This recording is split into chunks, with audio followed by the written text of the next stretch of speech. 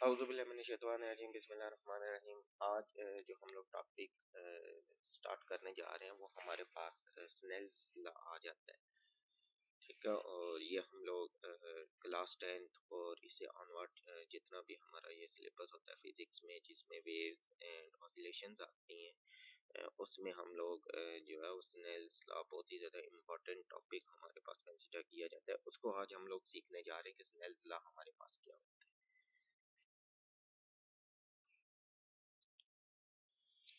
तो हम लोग मूव करते हैं अपने टॉपिक की तरफ, और वो हमारा टॉपिक है स्नेल्स लॉ। तो देखिए हमारे पास जो है वो एक सोर्स है, जिसको हम लोग कहते हैं कि ये मेरे पास लाइट बल्ब लिया और उससे मेरे पास इंसिडेंट रे आई, और एक मीडियम जो है वो मेरे पास ग्लास मीडियम है, यहाँ पे आके उसने हिट किया।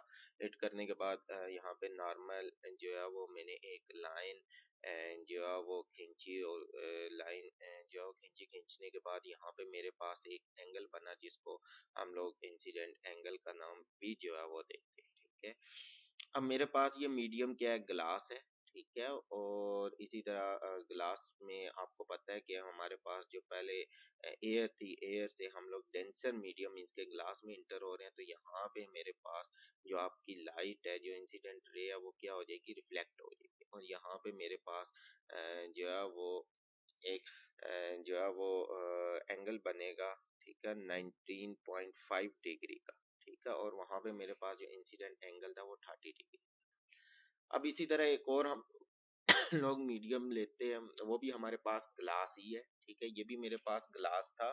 ठीक है जी, यहाँ पे मैं रिप्रेजेंट कर देता हूँ, यहाँ पे मेरे पास ये ग्लास ही है।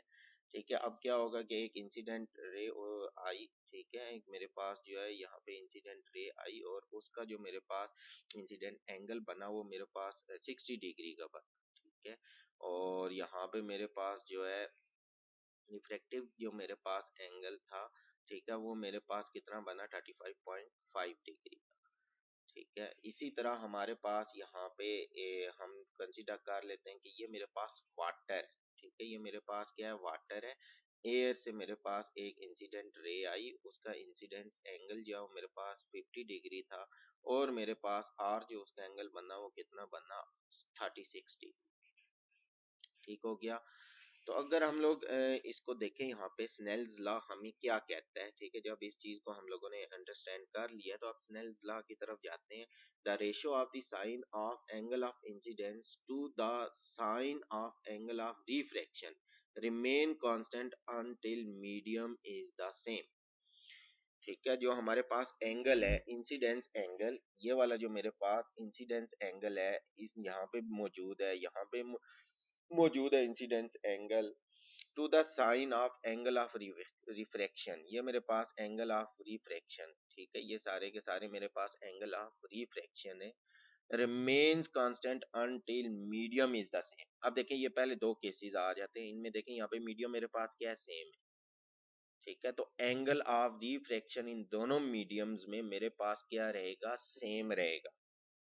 ठीक है, देखें यहाँ पे 30 degree sine 30 divided by sine of refraction angle जो था वो मेरे पास 19.5 था, डिग्री था। तो मेरे पास कैलकुलेट करने के बाद 1.5 आ गया। यहाँ पे 60 35.5 जो है वो डिग्री पुट किया, तो मेरे पास क्या आ गया, 1.5।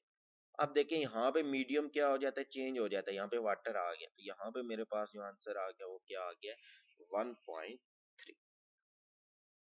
ठीक है, अब देखें हमारे पास नेक्स्ट अगर हम लोग मूव करें, तो मेरे पास जो है वो यहाँ पे इसका जो है रिफ्रैक्टिव इंडेक्स जो है वो मेरे पास जो है वो आगे 1.3 1.5 1.5 हमने यहाँ पे प्रीवियस जो है वो कैलकुलेट कर लिए।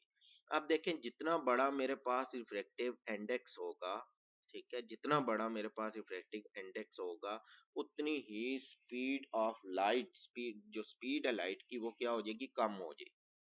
ठीक है, क्योंकि हमारी जो लाइट है वो इंटर हो रही है रेयर मीडियम से किधर, डेंसर मीडियम। ये बात समझ आ गई, तो हम अब लोग नेक्स्ट मूव करते हैं, स्नेल्स लॉ को और एक्सप्लेन करने की यहाँ पे कोशिश करते हैं।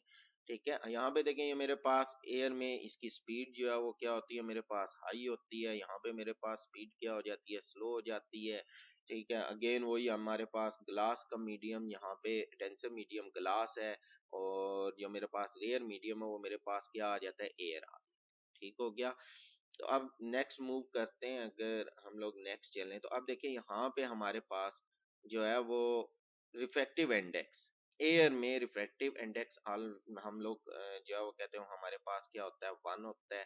ठीक है, अब हम लोगों ने रिफ्रैक्टिव इंडेक्स जो है वो यहाँ पे कैलकुलेट करना है n2। ठीक है, लेट्स सी ये पहले कैलकुलेट नहीं है। ठीक है, तो स्नेल्स लॉ हमें कहता है कि यहाँ पे हमारे पास sine of I divided by sine of r equivalent होता है किसके, कांस्टेंट। किसके इक्विवेलेंट होता है, कांस्टेंट के इक्विवेलेंट होता है। अब हम लोग इसको ड्राइव थोड़ा सा कर लेते हैं। ठीक है, इसको वन मेथड जो है वो कंसीडर करते हैं। वन मेथड हमें क्या कहता है, sine of I divided by sine of R. हम लोग जो ये एंगल्स हैं जो हमारे पास रिफ्रैक्टिव इंडेक्स आता था हमारे पास यहाँ पे एयर के उसमें सिनेरियो में करते हैं, वो हम क्या लिख देते हैं, अपोजिट लिख देते हैं।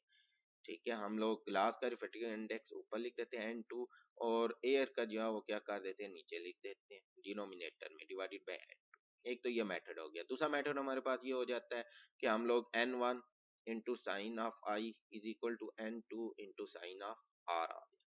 ठीक है, ये मेथड भी हमारे पास चल जाता है। वैल्यूज पुट करें, n1 की वैल्यू मेरे पास 1 है। ठीक है, और यहाँ पे मेरे पास साइन 30 यहाँ पे गिवन है। ठीक है, जो मेरे पास रिफ्लेक्ट जो है वो इंडेक्स आ जाता है हमारे पास, इंडेक्स जो है वो एंगल ऑफ इंसिडेंस जो है वो हमें गिवन है यहाँ पे 30। ठीक है, सॉरी फॉर दैट, मैं पीछे गया। यहाँ पे मेरे पास क्या है, 30 है, और यहाँ पे जो है वो मेरे पास क्या आ जाता है, 19.5 आ जाता है। ठीक है, ये वैल्यूज यहाँ पे पुट की तो मेरे पास इफेक्टिव इंडेक्स ग्लास का जो है वो मेरे पास क्या आ गया, 1.5 आ गया। ठीक है, अब अगर हम लोग नेक्स्ट देखें तो हमारे पास जो है वो अ, इसमें जो है वो स्नेल्स लॉ स्टडी क्यों करते हैं। स्नेल्स लॉ स्टडी करने के तीन मकसद है हमारे पास। नंबर वन तो ये कि एंगल ऑफ इंसिडेंस हम लोग फाइंड आउट कर सकें। नंबर टू हमारे पास जो है वो फाइंड आउट कर सकें एंगल ऑफ रिफ्रैक्शन। और नंबर थ्री हम लोग रिफ्रैक्टिव जो है इंडेक्स को फाइंड आउट कर सकें। ठीक है, रिफ्रैक्टिव इंडेक्स तो हम लोगों ने ऑलरेडी यहाँ पे फाइंड आउट कर लिया है। ठीक है, अब हम लोग जाते हैं, हम लोग एंगल ऑफ रिफ्रैक्शन और एंगल ऑफ इंसिडेंस जो है वो हम लोग फाइंड आउट करते हैं। अब एंगल ऑफ जो है वो रिफ्रैक्शन हम लोग किस तरह फाइंड आउट करेंगे।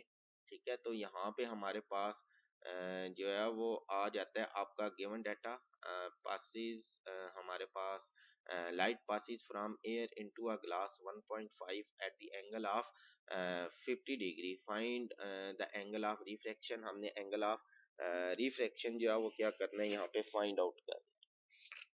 ठीक हो गया। तो अब हम लोग एंगल ऑफ रिफ्लेक्शन यहाँ पे फाइंड आउट करने जा रहे हैं। तो given data I is equal to 50 degree, n of one air में हमें पहले पता है वो हमारे पास कितना है, 1 आता है। फिर इसके बाद n of two is equal to 1.5, और हमने आर को जो है यहाँ पे क्या करना है, फाइंड आउट करना है, मीन्स के एंगल ऑफ रिफ्लेक्शन को फाइंड आउट करना है। स्टिल हमारे पास यहाँ पे फार्मूला मौजूद है। उस फार्मूले में यहाँ पे वैल्यूज में पुट करूंगा, और एंगल ऑफ रिफ्लेक्शन मेरे पास 25.4 डिग्री हमारे पास निकल है। ये तो हमारे पास स्नेल्स लॉ जो हम लोगों ने सीखा। उम्मीद है कि आपको समझ आई होगी। मिलते हैं नेक्स्ट लेक्चर में, तब तक के लिए अल्लाह हाफ़िज़।